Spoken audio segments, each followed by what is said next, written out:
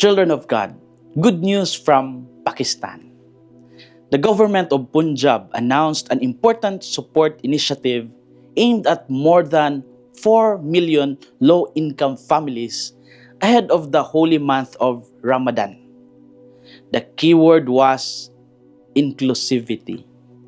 Benefits were extended not only to the Muslim majority, but also to minority communities.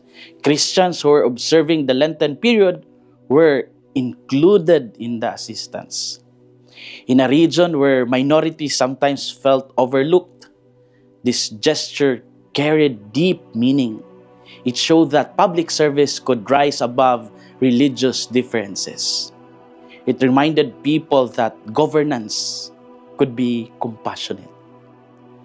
In a season of prayer and fasting, generosity became a language everyone could understand.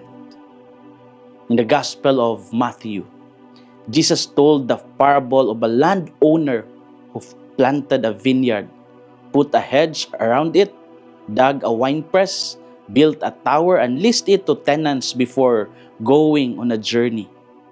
When harvest time came, he sent his servants to collect his produce. But the tenants beat one, killed another, and stoned a third.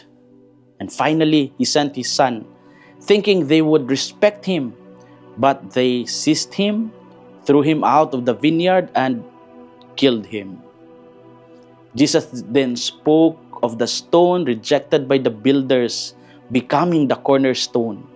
And he warned that the kingdom of God would be taken away and given to a people who would produce its fruit. The religious leaders realized he spoke about them, yet they hardened their hearts.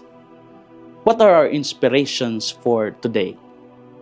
First, we are reminded that we are stewards. The vineyard was never the tenant's property. It was entrusted to them.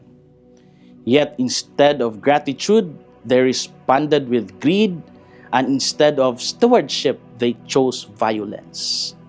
The landowner had provided everything needed for success. The tenants were asked only to cultivate and to share the harvest faithfully. Today, we reflect on the blessings entrusted to us. Our talents, positions, families, and even our faith are not possessions to monopolize, but gifts to multiply. Do we treat them as borrowed blessings or as private empires? Are we faithful caretakers or silent betrayers? Second, God's work moves forward even with resistance. The son was rejected and killed, yet Jesus declared that the rejected stone became the cornerstone. Rejection did not cancel God's plan. The kingdom was not destroyed by unfaithful tenants. It was entrusted to those who willing to bear fruit. Now we are invited to examine our response to Christ. Do we welcome His authority in our vineyard, or do we push Him out of our decisions? Do we bear fruits of justice, mercy, and inclusivity, like the example we saw in Punjab? Are we building on the cornerstone or stumbling over it? Children of God, the Son has already been sent, rejected, and raised. The cornerstone has already been set in place. The question is whether we align our lives with that foundation. May we produce fruits worthy of the vineyard we have received.